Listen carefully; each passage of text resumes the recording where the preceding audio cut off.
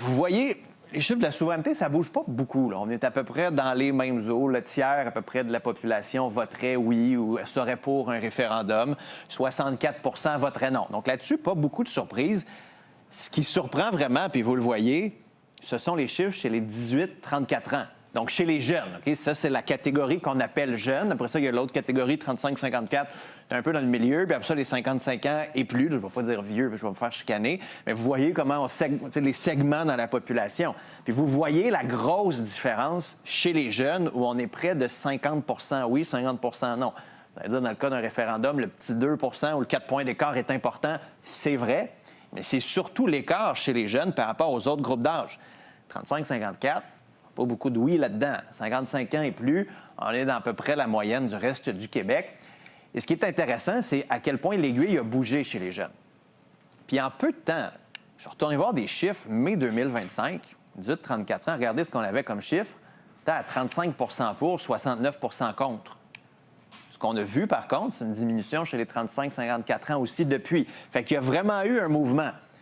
Est-ce que c'est un effet de sondage cette fois-ci, puis il n'y en aura pas? Quand on analyse des sondages, moi, j'aime toujours ça en avoir 2 ou 3. En même temps, ça s'inscrit dans quelque chose de plus large. Il y en a qui parlent d'un momentum. On est un peu dans un moment particulier. Il y a du monde qui disait sur le terrain, on l'entend. Par exemple, Urbania a fait un documentaire qui est tombé, qui a été publié pour la Saint-Jean. Là, on peut regarder un extrait avec l'influenceur, celui qu'on appelle le maire de Laval.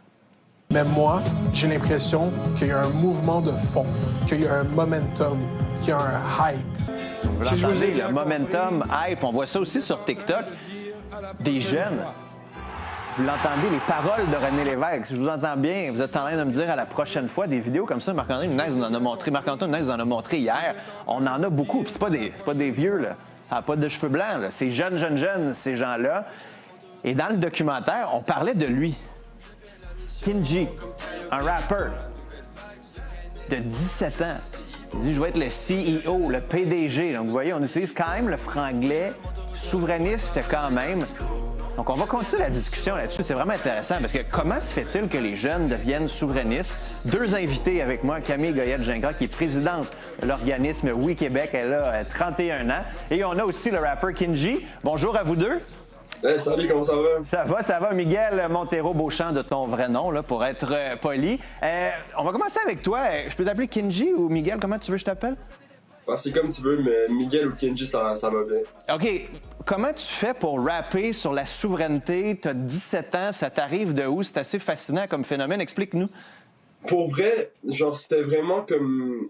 Genre, quand j'ai commencé à rapper, je me suis pas dit, j'ai rappé de souveraineté. C'est vraiment venu tout seul. Genre, on faisait une chanson, moi et mon frère, puis on a commencé à rapper, puis on était comme, on va racheter des bars souverainistes, genre, juste pour le fun. Comme c'était rien, genre, de comme, genre, c'était vraiment pas planifié ni rien. C'était vraiment juste comme, on l'a fait, genre, sur le coup. OK. Puis, c'est ça. Mais Camille, vous en voyez des jeunes comme ça dans vos rencontres, dans vos réunions. Ça fait longtemps là, que vous militez pour la souveraineté. Je vous ai croisé quand on travaillait à Ottawa. Les deux, vous travailliez, je pense, pour le Bloc québécois à l'époque. Est-ce que ce qu'on voit dans les sondages, c'est passager ou c'est réel, c'est concret? Nous, c'est un mouvement qu'on voit s'entamer depuis maintenant 3 ans. Il y a quelques années, il y a 3 ans, on a fait une tournée renouveau. Et la question qu'on recevait le plus souvent, en fait, avant l'événement, c'était « Bonjour, je suis mineur, est-ce que je vais pouvoir rentrer lors de l'événement? Puis je vous donne un exemple hyper concret de l'ampleur que ça a pris dans les derniers temps. On a organisé une Saint-Jean indépendantiste, là, d'ailleurs. On en parle dans le documentaire avec Marc de Laval.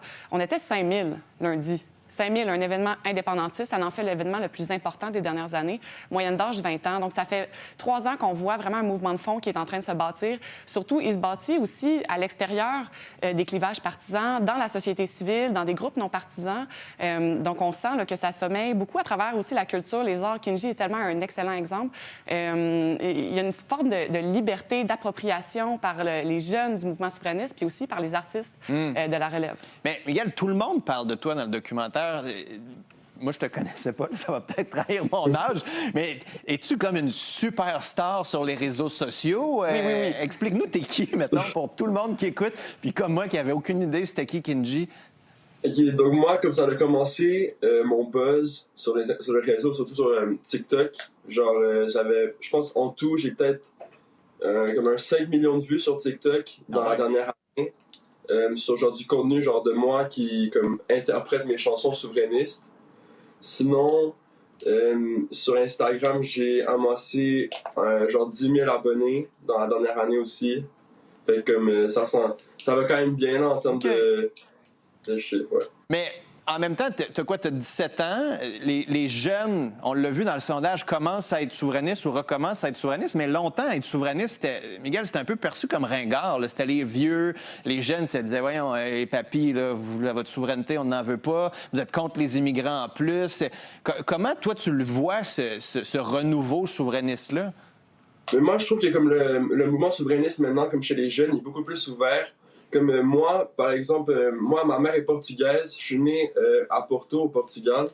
Fait que comme je trouve que c'est bien plus ouvert. On inclut tout le monde dans le mouvement. Genre, on veut que tout le monde nous rejoigne. Il n'y a pas genre de... T'as pas peut-être être un pur laine québécois pour être souverainiste. Maintenant, je pense que c'est vraiment genre rassembleur. Tout le monde peut être souverainiste. OK. Camille, est-ce que c'est inquiétant quand même de voir que l'autre génération, mettons les fins des milléniaux, les X, eux, ça baisse complètement? Que ça monte chez les jeunes, tant mieux, mais est-ce que le reste je sais pas, moi, de la population qui se tourne vers le Canada, qui a peur de Trump, c'est comme un bien puis un mal en même temps? Ça m'inquiète pas parce que les mouvements sociaux de cette ampleur-là, ça commence d'abord par les jeunes qui l'adoptent. Les artistes, souvent aussi en même temps. Donc, il faut comprendre qu'en ce moment, ce qu'on voit, c'est le soulèvement du mouvement indépendantiste. Ça va aussi faire en sorte que la question nationale va devenir de plus en plus d'actualité. C'est sûr que là, on en parle beaucoup plus que dans les dernières années, mais ça va devenir encore plus un enjeu d'actualité, évidemment, avec l'arrivée des élections québécoises. Donc, je pense que les opinions ne sont pas fermes encore. On l'a vu avec les jeunes. Hein? Pendant combien de temps on nous disait que les jeunes n'étaient pas indépendantistes, alors que en l'espace de quelques mois, il y a eu une croissance que je pense va se poursuivre par ailleurs. Donc, je ne suis pas inquiète pour les autres générations non plus, à mesure que la question va être de plus en plus discutée. En même temps, je suis un peu mêlé, parce que les jeunes, on aime ça leur mettre des étiquettes. Hein? Il y avait les woke, il y a eu les environnementaux, il y a eu... Puis, ultimement, là, êtes-vous comme souverainiste Paul Saint-Pierre Plamondon? Êtes-vous souverainiste woke? Camille, qu'est-ce que vous voyez sur le terrain? C'est vraiment une question intéressante. Puis c'est aussi l'attrait d'avoir un mouvement qui part de la population, de la base, un mouvement qui est détaché justement des fractures partisanes. Parce que ce qui était difficile pour les artistes parfois par le passé, c'est de dire, ben moi, si je dis que je suis souverainiste, ça veut nécessairement dire que j'adhère au Parti québécois, à Québec solidaire.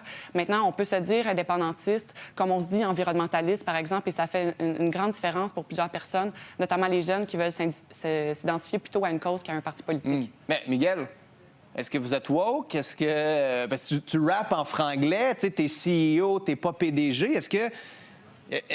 Il y a des souverainistes puis des grands défenseurs de la langue française qui vont dire ça n'a pas de bon sens, on massacre le français, mais en même temps, vous êtes dans la même gang. Comment tu te définis puis comment tu définis les jeunes autour de toi?